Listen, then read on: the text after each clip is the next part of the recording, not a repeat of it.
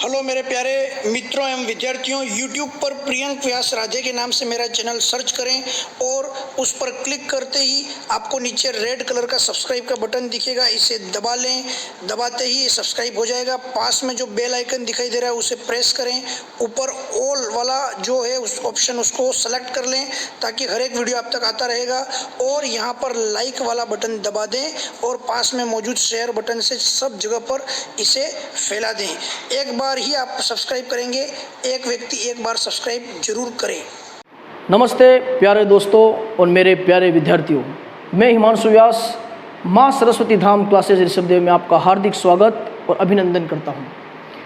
प्यारे मित्रों, आज एक बहुत ही शानदार रोचकपूर्ण जानकारी वाला टॉपिक आपके साथ शेयर करने जा रहा हूँ और लेके आया हूँ बड़ा ही ज़बरदस्त धमाकेदार वीडियो। क्योंकि आप जानते हैं आज क्या है, 2 अक्टूबर। जी हाँ, आज 2 अक्टूबर है और 2 अक्टूबर के दिन क्या होता है आप सभी लोग जानते हो। 2 अक्टूबर के दिन 2 महान व्यक्तियों का जन्म है। पहले लाल बहादुर जी शास्त्री और दूसरे महात्मा गांधी जी। तो हम इन 2 लोगों के बारे में विस्तृत चर्चा करने वाले हैं। और मैं आपको एक इम्पोर्टेंट बात बता दूं, ये महत्वपूर्ण वीडियो होने जा रहा है फॉर यूपीएससी के सारे स्टूडेंट जो आईएएस वगैरह की तैयारी कर रहे हैं, आरपीएससी, आरएस, जो भी आरपीएससी के एग्ज़ाम की तैयारी कर रहे हैं। इसके अलावा जितने भी कॉम्पिटिटिव एग्ज़ाम हैं, पटवारी ले लो, आप कांस्टेबल ले लो, बीएसटीसी ले लो, पीटीईटी ले लो, अन्य जितने भी एग्ज़ाम हैं जहाँ पर महात्मा गांधी और लाल बहादुर जी शास्त्री से संबंधित सवाल पूछे जाते हैं, वो सारे आपको इस वीडियो के माध्यम से कवर करवा दूंगा। ये मेरा चैलेंज है, मैं दावा करता हूँ आपको। परंतु मेरी एक शर्त भी है, ये जो वीडियो है ये केवल उन्हीं विद्यार्थियों के लिए है जिनमें कुछ कर गुजरने की क्षमता हो, जिनमें कुछ कर दिखाने की ताकत हो। यानी कि यदि किसी विद्यार्थी को लग जाए कि यार ये मुझे ऐसा लग रहा है वैसा लग रहा है, उसका क्या एक्चुअल में अलगाव होता है, उसका भटकाव होता है। वो एक वीडियो क्लिक करेगा, फिर दूसरे पे जाएगा, तीसरे पे जाएगा, चौथे पे जाएगा। परंतु जिनमें लगन है, जिनमें पैशन है, वो ही केवल इसको कंप्लीट देखे और अंत तक बने रहे। बहुत कुछ जानकारी मैं आपको देने वाला हूँ प्यारे विद्यार्थियों। और इम्पोर्टेंट बात, वीडियो को स्किप ना करें, कंप्लीट देखें। मैं दावा करता हूँ आपको बहुत कुछ सिखाऊंगा। तो आज हम चर्चा करेंगे 2 महान व्यक्तियों के बारे में। मैं आपको बता देता हूँ, पहले जो हैं लाल बहादुर शास्त्री। ध्यान देना, लाल बहादुर शास्त्री जी। एक तो इनके बारे में हम कंप्लीट अध्ययन करेंगे और मैं कट टू कट फैक्ट बताऊंगा आपको, ताकि आपके कॉम्पिटिटिव एग्जाम में सारी चीज़ें कंप्लीट हो जाए। और सेकंड जो हम बात करेंगे, आप सभी जानते हैं, महात्मा गांधी जी। तो 1 बाय 1 हम इस टॉपिक को लेंगे, ठीक है प्यारे विद्यार्थियों। तो चलिए आगे बढ़ते हैं 1 बाय 1। चलिए फटाफट हम लोग फैक्ट टू फैक्ट बातें करेंगे और आपको बड़ा मज़ा आएगा। स्टोरी की तरह आप लोग इसको अपने दिमाग में याद करते चलेंगे। लाल बहादुर शास्त्री जी, ठीक है, देखिएगा, जन्म 2 अक्टूबर 1904, मुगल सराय, वाराणसी, यूपी के अंदर पड़ता है, ठीक है जी। पिताजी का नाम था शारदा प्रसाद श्रीवास्तव, माता का नाम था राम दुलारी देवी, पत्नी का नाम है इनका ललिता देवी। ये ठीक है, जो आप थोड़ा बहुत है इसको नॉर्मली आप जानकारी याद कर लीजिएगा। मृत्यु 11 जनवरी 1966, इनकी रहस्यमयी मृत्यु हुई है।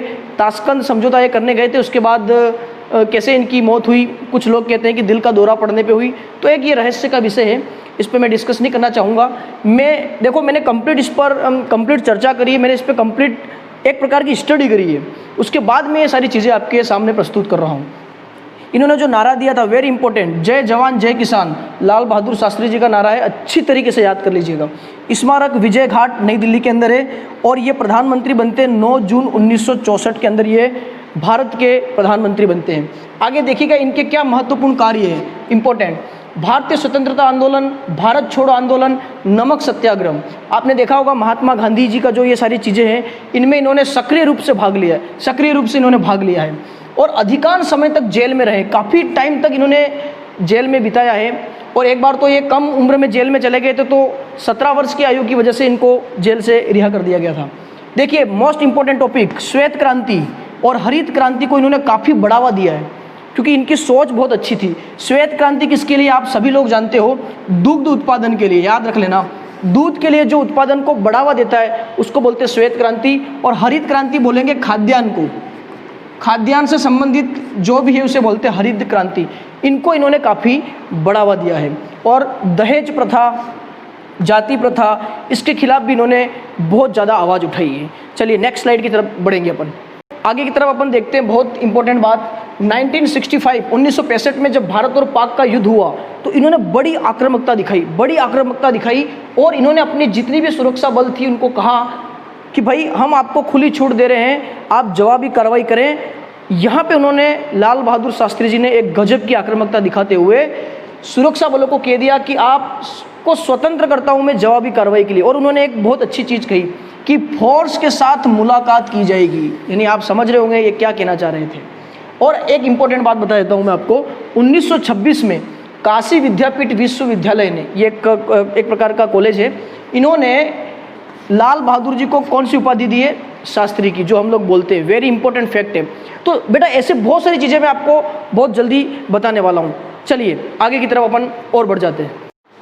आइए देखते हैं लाल बहादुर शास्त्री जी से संबंधित कुछ अनसुनी बातें जो आप आज पहली बार सुनेंगे। बड़ा अच्छी चीज़ें हैं, आप जरूर सुनिएगा।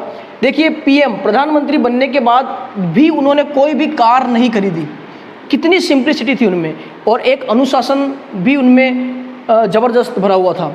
नेक्स्ट देखना, जब शादी हुई इनकी तो दहेज में उन्होंने केवल 2 चीज़ मांगी, खादी का कपड़ा और चरखा। क्योंकि आप जानते हो, मैंने आपको आगे पढ़ाया है कि वो दहेज प्रथा का विरोध करते थे, इसीलिए ज़बरदस्ती देने पर भी उन्होंने खादी का कपड़ा और चरखा को ही स्वीकार किया। नेक्स्ट देखिएगा, ये एक ऐसे व्यक्ति थे, ये पहले व्यक्ति थे, जब कभी ज़्यादा भीड़ हो जाती है और विपत्ति आ जाती है तो लाठी चार्ज करने की बजाय ये चाहते थे कि भाई वहाँ पे लाठी चार्ज नहीं हो, कोई और तरीका अपनाया जाए। तो ये पहले व्यक्ति थे जिन्होंने लाठी चार्ज की बजाय पानी के जेट विमानों का इस्तेमाल किया भीड़ को तितर बितर करने में। इंपॉर्टेंट फैक्ट है। नेक्स्ट देखिए, बहुत काम की चीज़, जब भी ये स्कूल जाते थे, बेटा सुनना, बहुत काम की चीज़ है, आप लोगों के लिए एक मोटिवेशन है यहाँ पे। आप लोगों के लिए लाल बहादुर जी शास्त्री जी का जो जीवन है वो एक मोटिवेशन है। कैसे, सुनिएगा। जब ये स्कूल जाते थे तो इनको 2 बार गंगा नदी को पार करना पड़ता था, क्योंकि इनका घर उस पार हुआ करता था। तो ये क्या करते हैं कि अपने सर पर जितने भी इनकी किताबें थी अपनी सर पे बांध कर 2 बार गंगा नदी को पार करके स्कूल जाया आया करते थे, क्योंकि उनके पास नाव के लिए पर्याप्त पैसे नहीं थे। बेटा एक बार सोचना, एक बार जरूर आप सोचना कि आज आप कितनी सुविधाओं में हो, आपके माता पिता आपकी हर एक सुविधा को पूरी कर रहे हैं, चाहे छोटे से लगा के बड़ी, क्या फिर भी आप लोग पढ़ने में इतनी आलस क्यों करते हैं? मुझे इस बात का जरूर आप जवाब दें कमेंट में नीचे करके। आपको लाल बहादुर शास्त्री जी से अपने जीवन में एक प्रेरणा लेनी चाहिए कि इतनी गरीबी से भी निकल के ये देश के प्रधानमंत्री बने और अच्छी अच्छी जगहों पर ये इन्होंने अच्छा काम किया है। हम ये तो नहीं कहते कि आप प्रधानमंत्री बनो या कुछ बनो, परंतु बेटा जो माता पिता आपके लिए इतना पैसा लगा रहे हैं पढ़ाई के लिए, कम से कम आप उसको पढ़ाई करके आगे बढ़ने का प्रयास करिए। कोई चीज़ आपके आड़े नहीं आ सकती है जब आपने ठान लिया हो। चलिए अब अपन बात करते हैं ताशकंद समझौता। देखिए बहुत इंपॉर्टेंट समझौता है। 10 जनवरी 1966 जो भारत पाकिस्तान का 1965 का युद्ध हुआ था, इसको समाप्त करने के लिए भारत और पाकिस्तान के बीच में ताशकंद, ये ताशकंद एक्चुअल में उज्बेकिस्तान में पड़ता है, उस टाइम पे ये सोवियत संघ के अंदर आ रहा था। तो यहाँ पे इनके बीच में समझौता होता है और ये युद्ध यहाँ पे हो जाता है समाप्त। परंतु आपको बता दूं कि हमारे भारत ने पाकिस्तान के अंदर लाहौर तक घुस गए थे। वहाँ का जो सियालकोट है, जो लाहौर है, उस पर भी इन्होंने कब्जा कर लिया था। परंतु इस समझौते की वजह से वापस से वो चीज़ें हमको वापस से उनको लौटानी पड़ी और इस प्रकार से भारत अपनी पूर्व स्थिति में आ गया और पाकिस्तान भी अपनी स्थिति में था। परंतु फिर भी आप देखिए उसके बावजूद भी पाकिस्तान हमेशा युद्ध करने के लिए हमें उंगली करता रहता है। तो ये ध्यान रखिएगा, ताशकंद समझौता जिस दिन हुआ था 10 जनवरी 1966, उसी दिन रात को लगभग 9:30 बजे के आसपास, ऐसा माना गया है कि 9:30 बजे के आसपास लाल बहादुर जी शास्त्री जी की अचानक मौत हो जाती है।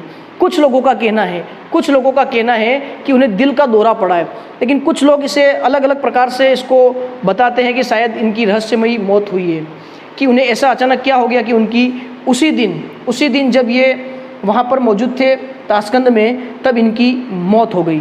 तो ये एक रहस्य का विषय है, हम इस बात पर नहीं जाना चाहेंगे। तो प्यारे विद्यार्थियों, ये था लाल बहादुर जी शास्त्री जी के बारे में कंप्लीट, क्योंकि आज 2 अक्टूबर है। अब हम एक महान व्यक्ति को और लेना चाह रहे हैं। एक महान व्यक्ति लाल बहादुर जी शास्त्री के बारे में मैंने आपको सारे फैक्ट बता दिए। अब हम आगे चल रहे हैं महात्मा गांधी जी के बारे में। बेटा देखो, बहुत रिसर्च करके आया हूँ। जितनी भी चीज़ें एग्जाम में आती है सब आपको याद करवा दूंगा, ये मेरी गारंटी है। आपको सब याद करवा दूंगा, आपको कहीं और वीडियो तलाशने की ज़रूरत ही नहीं है। बस इस वीडियो को एक पैशनेट होकर ज़रूर देखें। और मैं आपको एक जानकारी देता हूँ, बहुत जल्द प्रियंक सर, हमारे जो प्रियंक सर हैं, आपके लिए बड़े रोचकपूर्ण वीडियो लेके आने वाले हैं। जैसे भगत सिंह, चंद्रशेखर आज़ाद, जितने भी हमारे क्रांतिकारी लोग हुए हैं, उनके बारे में ज़रूर आपके लिए एक अच्छे वीडियो बनाएंगे और आप ज़रूर उन्हें देखें और अपने ज्ञान में वृद्धि करें। तो प्यारे बच्चों, एक मेरा और निवेदन है, हम इतनी मेहनत करते हैं आप लोगों के लिए, तो कम से कम इस चैनल को ज़रूर सब्सक्राइब कर दें। और जितने भी विद्यार्थी ये तैयारी कर रहे हैं, IAS की, RS की और अन्य जितने भी कॉम्पिटिटिव एग्ज़ाम की तैयारी कर रहे हैं, उनके लिए बहुत ही महत्वपूर्ण ये वीडियो होने जा रहा है। तो आप सब तक पहुँचाएँ, कमेंट करें, लाइक करें, सब्सक्राइब करें और ज़रूर शेयर करें। तो चलिए अब नेक्स्ट वीडियो की अपन तरफ चलते हैं, महात्मा गांधी जी। तो प्यारे विद्यार्थियों, फाइनली मैं आपके सामने लेके आया हूँ महात्मा गांधी जी के बारे में। देखिए, उनका राष्ट्रीय आंदोलन में क्या योगदान है, उन्होंने क्या क्या आंदोलन किए, हड़ताल करी, उन्होंने सत्याग्रह किए। आप जानते हो वो सत्य और अहिंसा के मार्ग पर चलते थे। तो थोड़ा सा हम इंट्रो कर लेते हैं। देखिएगा, राष्ट्रीय आंदोलन 3 प्रकार से आपको याद करना है। उदारवादी युग, उग्र या राष्ट्रवादी क्रांतिकारी युग हम कह सकते हैं, और एक है गांधी युग।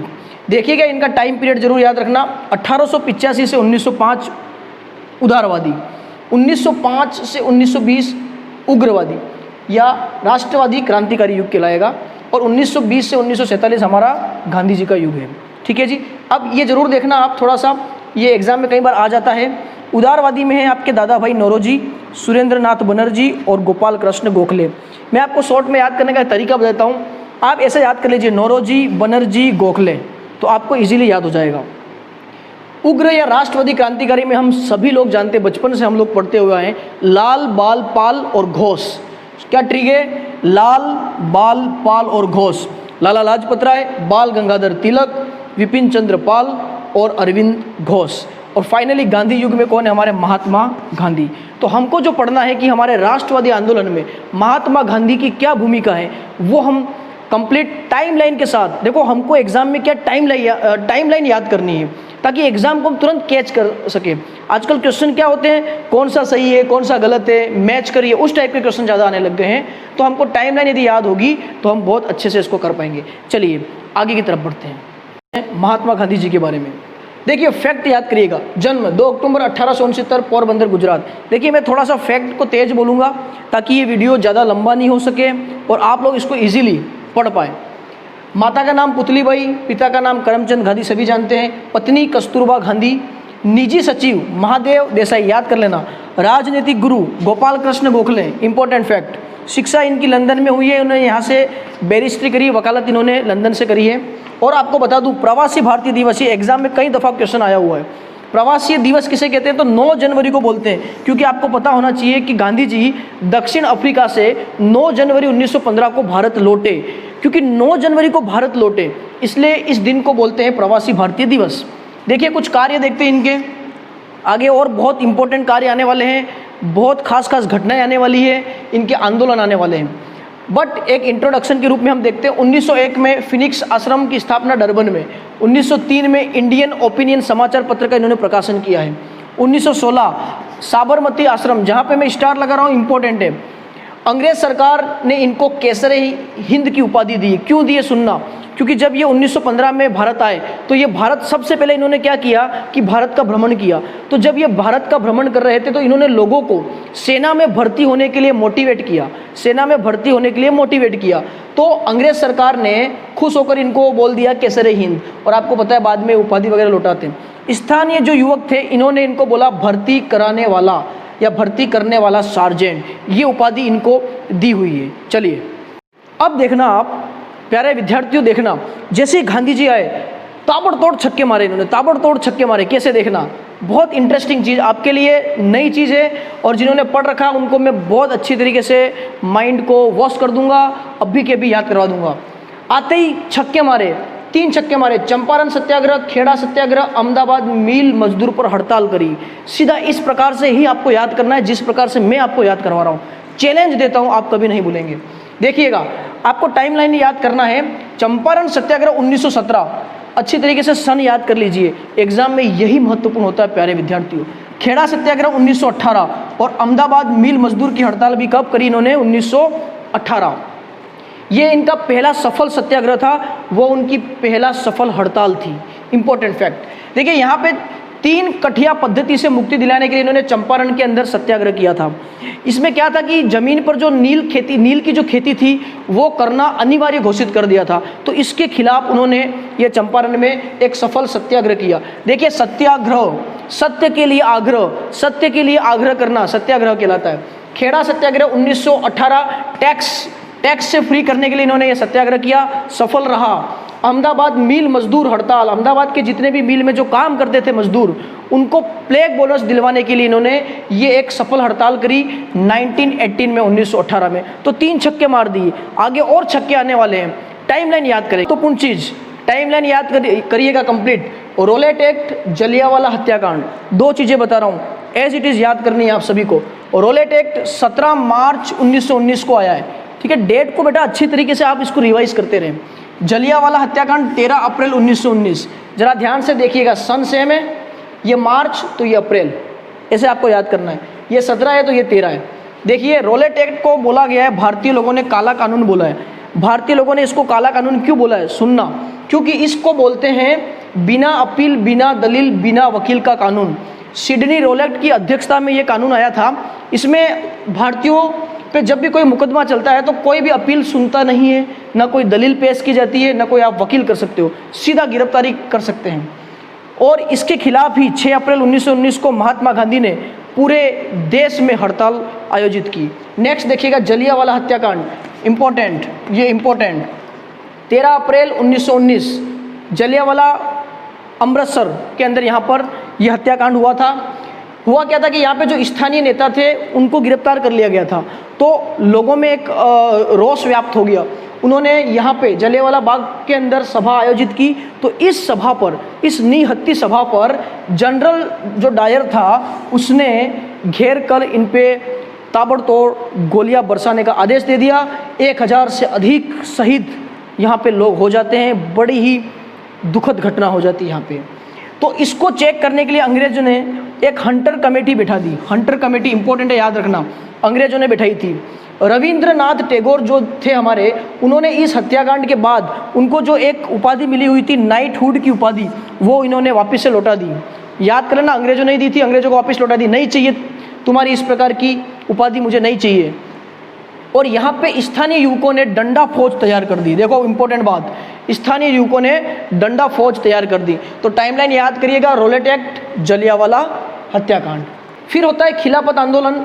जब प्रथम विश्व युद्ध 1914 के बाद तुर्की के खलीफा को अपदस्थ कर दिया था, पद से हटा दिया जाता है। खलीफा इनका जो मेन व्यक्ति होता है उसको खलीफा मानते हैं। तो तुर्की में हुआ तो भारतीय मुस्लिमों में एक रोष व्याप्त हो गया, वो इसका विरोध करने लग गए। तो इसके परिणाम स्वरूप नवंबर 1919 के अंदर अखिल भारतीय खिलाफत कमेटी का गठन किया गया और इसकी अध्यक्षता महात्मा गांधी जी ने करी है, ये याद रखना। नेक्स्ट देखिएगा, असहयोग आंदोलन। डेट याद रखना, 1 अगस्त 1920, 1 अगस्त 1920 असहयोग आंदोलन। नाम से ही स्पष्ट है, किसी भी प्रकार का सहयोग नहीं करना है। यहाँ पे जब ये असहयोग आंदोलन स्टार्ट हुआ तो लोकमान्य तिलक की यहाँ पे मृत्यु हो जाती है और इसी वजह से तिलक स्वराज्य कोष स्थापित किया गया और उसमें एक करोड़ पैसों का लक्ष्य रखा गया। ये इंपॉर्टेंट फैक्ट याद रखिएगा। इसके बाद एक घटना हो जाती है, असहयोग आंदोलन चल रहा है, इसी बीच में बड़े जोर शोर से ये आंदोलन चल रहा था पूरे भारत में, तो चोरी चोरा कांड होता है। डेट याद रखना, 5 फरवरी 1922 को गोरखपुर यूपी के अंदर एक घटना हो जाती है। शांतिपूर्ण भीड़ जब ये आंदोलन करी थी तो यहाँ पे पुलिस वालों ने गोलीबारी करी, तो भीड़ जो उग्र हो गई। अब अब भीड़ उग्र हो जाती क्योंकि उन पे गोलीबारी कर दी गई। तो उन भीड़ ने पुलिस थाने जला दिए और पुलिस थानों के सहित 22 पुलिसकर्मी यहाँ पे जिंदा जल जाते हैं। देखो याद रखना, इंपॉर्टेंट बात बता रहा हूँ, 22 पुलिसकर्मी जिंदा जल रहे हैं, इसलिए ये 1922 में हुआ है। ये एक ट्रिक है, आपको बता रहा हूँ, इसको याद कर लेना। तो इस दौरान गांधी जी ने असहयोग आंदोलन को वापस ले लिया, स्थगित कर दिया। ये ध्यान रखना, इसलिए बाद में जो हमारे राष्ट्रवादी क्रांतिकारी लोग थे वो काफ़ी भड़क गए और 1922 के अंदर गांधी जी को पकड़ के 6 वर्ष की जेल की सज़ा सुना दी जाती है, परंतु इनकी तबीयत की वजह से 1924 में इनको फिर से रिहा कर दिया जाता है। चलिए अब आगे देखिएगा, कुछ डेट लिख रहा हूँ, सन लिख रहा हूँ, उसको एज इट इज आपको याद रखना है, एक काल क्रम के हिसाब से आपको याद करना है। देखिए 1924 में हिंदुस्तान रिपब्लिक एसोसिएशन, इसको HRA बोलेंगे, इसकी स्थापना हुई कानपुर में। 9 अगस्त 1925 में काकोरी कांड हो जाता है सहारनपुर यूपी के अंदर, राम प्रसाद बिस्मिल और चंद्रशेखर आज़ाद द्वारा ट्रेन लूट ली जाती है, आपको पता ही है। 1927 इंपॉर्टेंट फैक्ट है, साइमन कमीशन का गठन हो जाता है, 7 सदस्य होते हैं। देखो साइमन कमीशन के अंदर एक भी भारतीय नहीं था, एक भी इंडियन इसके अंदर नहीं था, इसलिए हमारे जो लोग थे इंडियन वो इसका विरोध कर रहे थे। 1928 में जब भारत के अंदर साइमन का आगमन हुआ तो काफ़ी ज़ोर शोर से इसका विरोध हुआ और इसी विरोध के दौरान लाला लाजपत राय के ऊपर लाठीचार्ज होता है और उनकी मृत्यु हो जाती है। अब देखना, जब इनकी मृत्यु हो गई तो HSRA का गठन हो जाता है। ये हमने पढ़ा था, HRA हिंदुस्तान रिपब्लिक एसोसिएशन, ये है हिंदुस्तान सोशलिस्ट रिपब्लिक एसोसिएशन की स्थापना होती है दिल्ली में। ये जो करते हैं वो चंद्रशेखर आज़ाद और भगत सिंह ने स्थापना की और इस HSRA हसरा की ही संगठन द्वारा सैंडर्स की हत्या कर दी जाती है और इसी प्रकार से लाला लाजपत राय की मृत्यु का बदला ले लिया जाता है हसरा के सदस्यों द्वारा। देखिए लास्ट 2 फैक्ट और सुनना, अभी ये मैं डेट की बात चर्चा कर रहा हूँ, इसके बाद महत्वपूर्ण चीज़ें आने वाली है, उसको जरूर देखिएगा, स्किप ना करिए। 1928 के अंदर नेहरू रिपोर्ट आती है, प्रथम बार भारतीयों के द्वारा संविधान निर्माण का यहाँ पर नेहरू रिपोर्ट के माध्यम से प्रयास किया जाता है। और 1929 में केंद्रीय विधानमंडल के अंदर जब पब्लिक सेफ्टी बिल पर चर्चा हो रही थी तब भगत सिंह और बटुकेश्वर दत्त ने वहाँ पर बम फेंका। यानी देखिए बम इस प्रकार से फेंका था किसी को नुकसान नहीं हुआ और उन्होंने बम फेंकने के बाद ये भी कहा कि ये बहरों को सुनाने के लिए, ये बहरे जो लोग हैं उनको सुनाने के लिए हमने बम फेंका है।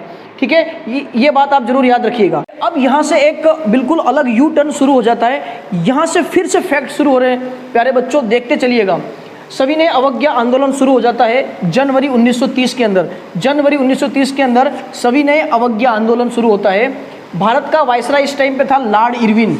ठीक है, 11 सूत्री मांग यहाँ पे रखी गई है गांधी जी द्वारा। इंपॉर्टेंट बात है, इस मांगों के अंदर 11 सूत्री मांगे थी। कुछ मांग मैं आपको बता देता हूँ जो महत्वपूर्ण थी, जैसे कि राजनीतिक जो कैदी थे उनकी रिहाई की यहाँ पे मांग रखी गई थी। जितने भी अंग्रेज अधिकारी थे उनके जो वेतन थे उनके भत्तों में कटौती होनी चाहिए थी, ये मांग भी यहाँ पे रखी गई। और एक नमक कर, नमक के ऊपर जो टैक्स लगता था उसको भी इन्होंने ख़त्म करने की मांग रखी गई। परंतु लॉर्ड इरविन ने इस मांग को क्या कर दिया, बिल्कुल मानने से मना कर दिया।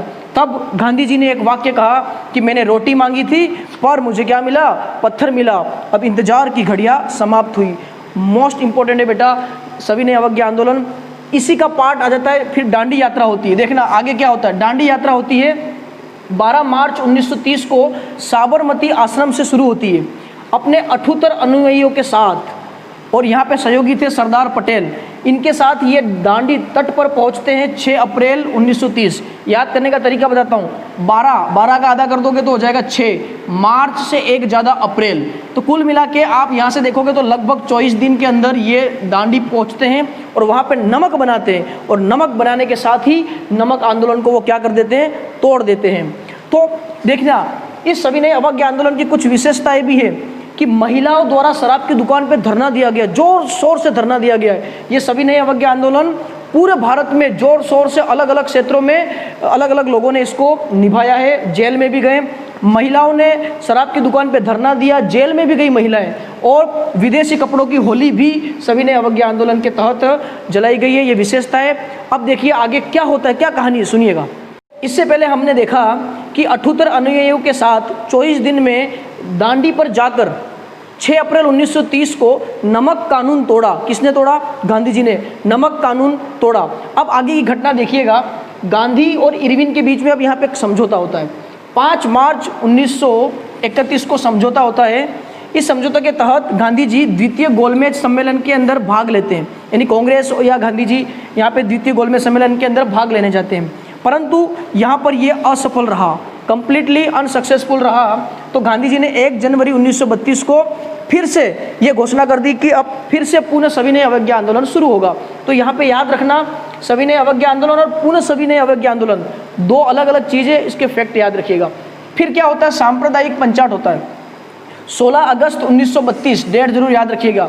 इसके तहत दलितों के लिए पृथक निर्वाचन की घोषणा की गई, परंतु गांधी जी ने इसका विरोध किया और गांधी जी ने इसका विरोध करते हुए पूना की यरवदा जेल में आमरण अनशन शुरू कर दिया।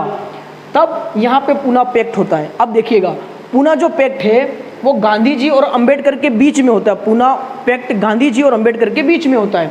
26 सितंबर 1932 के अंदर मदन मोहन मालवीय के प्रयासों से यहाँ पे पूना पैक्ट होता है, दोनों के बीच में समझौता हो जाता है।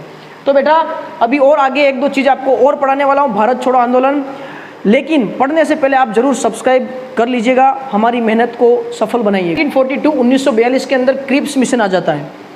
गांधी जी इस मिशन को बाद की तारीख का चेक कहते हैं, ऐसा चेक जो ख़त्म हो चुका हो, बाद की तारीख का चेक। और जवाहरलाल नेहरू जी ने इस क्रिप्स मिशन को बोला है ये दिवालिया बैंक का चेक है, बिल्कुल नथिंग, कोई मतलब ही नहीं है इसका, कोई सेंस ही नहीं है।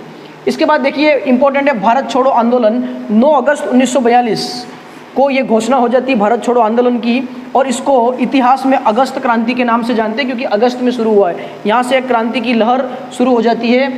8 अगस्त को गांधी जी ने स्वतंत्रता से कम कोई समझौता नहीं होगा ये घोषणा कर दी, या तो करो या मरो, ये नारा भी उन्होंने दे दिया। तो अलग अलग जगह पे अलग अलग लोगों ने आंदोलन शुरू कर दिया। ऑपरेशन जीरो ओवर अंग्रेजों ने शुरू किया। ऑपरेशन जीरो ओवर के तहत जितने भी हमारे लोग आंदोलन कर रहे थे उनको अलग अलग जेलों में गिरफ्तार कर लिया। जैसे गांधी जी को आगा खां जेल के अंदर गिरफ्तार कर लिया, सरोजनी नायडू को भी वहाँ गिरफ्तार कर लिया, नेहरू को अलग जेल में गिरफ्तार किया। तो कुल मिला के अंग्रेजों ने इसको हिंसात्मक रूप से दमन किया। ये आंदोलन बेशक असफल रहा, परंतु इसने लोगों के अंदर एक अलग जगह दी, एक आंदोलन की भड़क जगह दी। और फाइनली वो लोग ये चाहते थे कि अब तो आज़ादी किसी भी कीमत में हम प्राप्त करके ही रहेंगे। इस बीच में कैबिनेट मिशन आ जाता है 1946 में, और आप सभी जानते हो 1947 के अंदर Mountbatten, lord Mountbatten ये यहाँ पे थे, और इन्होंने माउंट बेंटन योजना नाम से 1947 में आता है, और इसी के द्वारा आप सभी जानते हैं भारत का विभाजन हो जाता है। इससे नाराज होकर 30 जनवरी 1948 को नाथूराम गोडसे ने गांधी जी को गोली मार दी, और यहाँ पर गांधी जी शहीद हो जाते हैं, उनकी मृत्यु हो जाती है। तो कुल मिला के ये सारी घटनाएं थी। ये सारा कंप्लीट पार्ट आपको मैंने गांधी जी के बारे में बताया है। अब 1-2 पत्रिकाओं के बारे में और गांधी जी की आत्मकथाओं के बारे में मैं आपको लास्ट और फाइनल चर्चा कर देता हूँ। इसके बाद हमारे गांधी जी का जो टॉपिक है एग्ज़ाम की दृष्टि से अति महत्वपूर्ण आप लोगों के लिए मैंने प्रस्तुत कर दिया है। तो प्यारे विद्यार्थियों, बिल्कुल अंतिम पड़ाव की ओर हम जा रहे हैं। ये अंतिम स्लाइड है आप लोगों के सामने, और बहुत काम की स्लाइड है। चलिए देखना, महात्मा गांधी जी को किन किन लोगों ने क्या क्या उपाधियाँ दी है। केसर है हिंद अंग्रेजों ने दी है, महात्मा रविंद्रनाथ टैगोर ने दी है, राष्ट्रपिता सुभाष चंद्र बोस ने दे दी है, अर्ध नंगा फकीर फ्रैंक मोरेंस ने दी है, याद रखना। देशद्रोही फकीर विंस्टन चर्चिल ने दी है। अब ये उन लोगों की ऐसी मानसिकता रही होगी जो उन्होंने इनको ऐसी उपाधि दी है। बाकी गांधी जी ने काफ़ी काम किया, आपने देखे होंगे। पत्र पत्रिकाएँ, देखो कुछ उनकी गलतियाँ भी रही हैं जिसकी वजह से काफ़ी सारी समस्याओं का सामना करना पड़ा है, परंतु उनके जो काम है उनको भी आप देखें। पत्र पत्रिका देखिए इनकी, इंडियन ओपिनियन, नवजीवन, यंग इंडिया, हरिजन, एथिकल रिलीजन, आरोग्य दर्शन। एक इम्पोर्टेंट क्वेश्चन बनता है, गांधी जी की आत्मकथा का नाम है सत्य के साथ मेरे प्रयोग, सत्य के साथ मेरे प्रयोग, my experiment with my truth. ये गुजराती भाषा में उन्होंने लिखा था। तो प्यारे विद्यार्थियों, इसी के साथ एक बहुत ही बड़ा पार्ट हमने यहाँ पे ख़त्म कर दिया है। आप लोगों के लिए मैंने कंप्लीट रिसर्च करके मैं दावा करता हूँ इसके बाद आपका कोई भी क्वेश्चन गलत नहीं होगा। बस आपको रिवाइज करने की ज़रूरत है। कंप्लीटली 1 से 2 बार आप इस वीडियो को देखेंगे तो मैं दावा करता हूँ, मैं वादा करता हूँ आपसे कि आप कंप्लीट चीज़ को समझ के अपने जहन में उतार पाओगे और एग्ज़ाम में बिल्कुल आप राइट क्वेश्चन करके आओगे और नंबर लाओगे। और हाँ, इसके बाद प्रियंक सर आपके लिए बहुत अच्छे वीडियो लेके आने वाले चंद्रशेखर आज़ाद पर, भगत सिंह जी पर। तो आप इस चैनल को, जिन लोगों ने अभी तक सब्सक्राइब नहीं किया है, कृपया इस चैनल को सब्सक्राइब कर दें और जिन्होंने कर रखा है वो ज़रूर लाइक करें, शेयर करें, कमेंट करें। यही आपसे मेरी गुजारिश है। और ऑफलाइन क्लासेस बहुत जल्दी शुरू होने वाली है, इसके लिए आप ज़रूर कॉन्टैक्ट नंबर पे संपर्क कर लें। इसी के साथ अब आपसे विदा लेता हूँ। जय हिंद, वंदे मातरम, भारत माता की जय।